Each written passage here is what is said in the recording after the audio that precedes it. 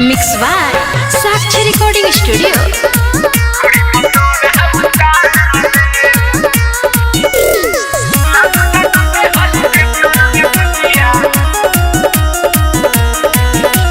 असरे में रही के हम दे देनी वोट हो, चालू नहीं भइल बाबू हमारे अकोट हो। सुना असरे में रही के हम दे देनी वोट हो, चालू नहीं भइल बाबू हमारे एयरपोर्ट हो। अच्छा सर बनल बनावल बिगाड़ दे लालू यादव के हेलीकॉप्टर रे पुछिया है का हो लालू यादव के हेलीकॉप्टर रे पुछिया ढोही पतो रहा उतार दे। लालू यादव के हेलीकॉप्टर रे पुछिया ढोही पतो रहा उतार दे। अरे जा जा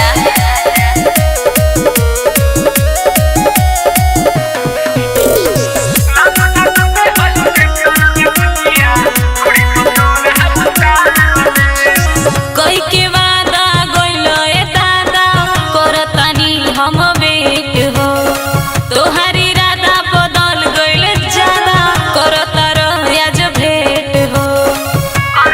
का हो संसद भवन में आवाज उठैनी तब जाके आज मुकाम हम पैनी। तहरा गलती के आज हम गाड़ ले।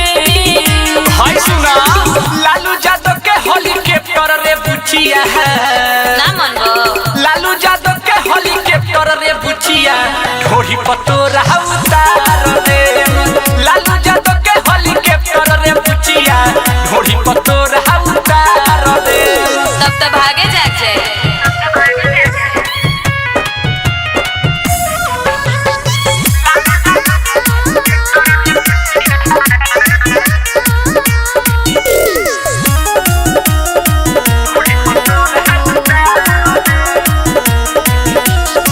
आरजेडी के मानिले जान से बड़ी खूबी ललटेन बा, चलिले झार के घूमी सवर के सब उनके देन बा। अरे जतिये बरांडा हो रितेश रिंची के देखली हम पावर अभी का देखलू ह देखतनी आवर। देख ले बनी अखिलेश निर्मोही के उखाड़ दे। ए हो लालू यादव के हेलीकॉप्टर रे पुछिया है ठीक बा लालू यादव के हेलीकॉप्टर रे पुछिया ढोही पतो रहा उतार दे। लालू यादव के हेलीकॉप्टर रे पुछिया ढोही पतो रहा उतार दे। मनो ढोड़ी ह एयरपोर्ट ना चाचा हो